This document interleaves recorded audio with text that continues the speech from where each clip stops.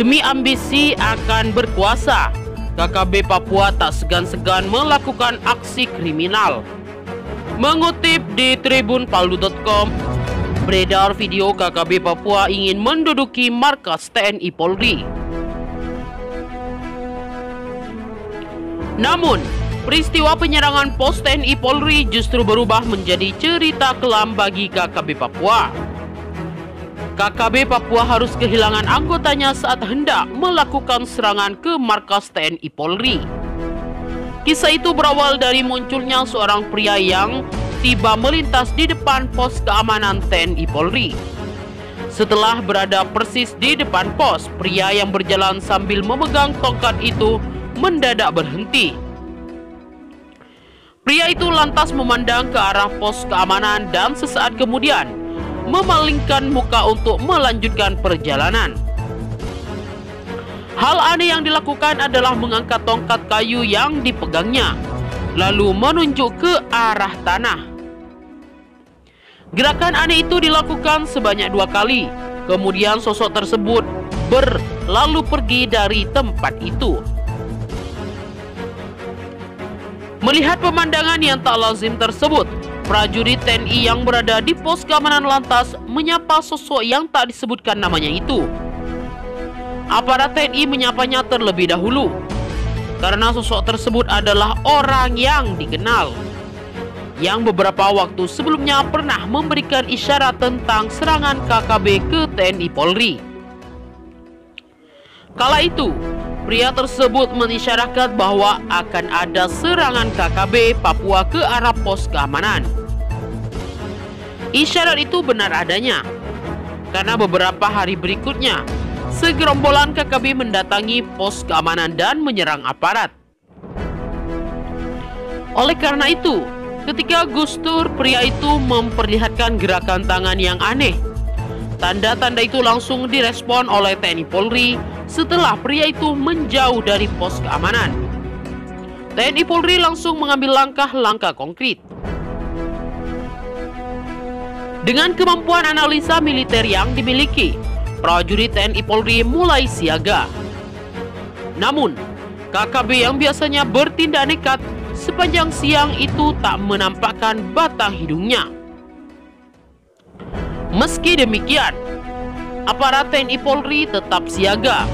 Ketika malam hampir tiba, kesiagaan di markas TNI Polri mulai ditingkatkan. Tak hanya sebatas menyiapkan persenjataan, tapi pantauan terhadap situasi di setiap markas mulai ditingkatkan. Ketika malam semakin larut, seorang prajurit TNI ditugaskan khusus untuk memasang jebakan di putaran pintu gerbang bagian belakang pos keamanan. Tugas itu berakhir sempurna dan beberapa ranjau dipasang agar memudahkan TNI Polri memantau kehadiran KKB. Benar saja, saat jarum jam mulai condong ke dini hari, tiba-tiba jebakan di belakang pos keamanan berdentum keras. 2 bunyi ledakan berkekuatan rendah memecahkan kesunyian malam yang diikuti dengan rentetan bunyi tembakan ke arah pos keamanan. Dalam situasi tersebut, prajurit TNI Polri terpaksa meladeni serangan KKB Papua. Agar tak membuang-buang peluru, prajurit TNI Polri terpaksa memilah-milah serangan. TNI Polri tak menghambur peluru sebagaimana yang dilakukan oleh KKB Papua. Yang dilakukan TNI Polri adalah membalas tembakan, terlebih-lebih dari senjata yang memuntahkan peluru ke arah pos keamanan. Artinya, hanya senjata yang menembak ke arah pos keamanan yang dibalas pula untuk menembak oleh TNI Polri.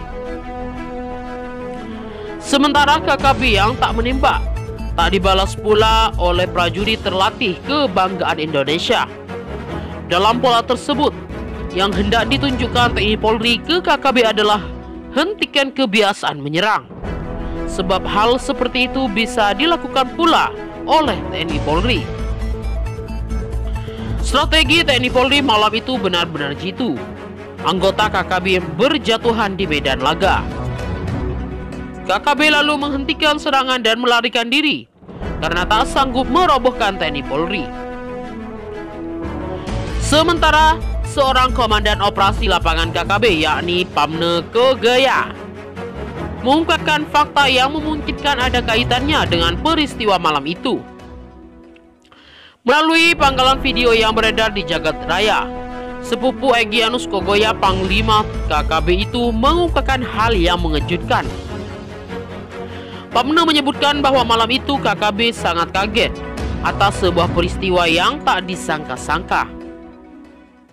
Saat satu anggota kami injak barang itu, benda itu langsung meledak sehingga 2 orang langsung habis, tutur Pamne. Dalam video yang viral tersebut, tak disebutkan benda apa yang meledak di pintu gerbang bagian belakang pos keamanan TNI Polri. Tak diperlihatkan pula lokasi kejadian benda itu meledak, bahkan tak terlihat sama sekali suasana yang ada di TKP. Yang terlihat dalam video viral tersebut hanyalah keberadaan situasi di sekitar markas mini TNI Polri. Tak disebutkan kapan peristiwa itu terjadi dan di wilayah manakah kejadian tersebut. Bahkan Pamne juga tak menyebutkan siapa saja yang menjadi korban dalam peristiwa itu. Ia hanya menuturkan bahwa ketika benda itu diinjak langsung meledak dan anak buahnya habis di tempat itu. Mereka semua habis saat benda itu diinjak dan hendak meledak, semuanya langsung habis. Hingga saat ini situasi di pedalaman Papua masih diwarnai oleh serangan KKB. Warga sipil yang merupakan orang asli Papua dan aparat TNI Polri sering mendapatkan teror KKB.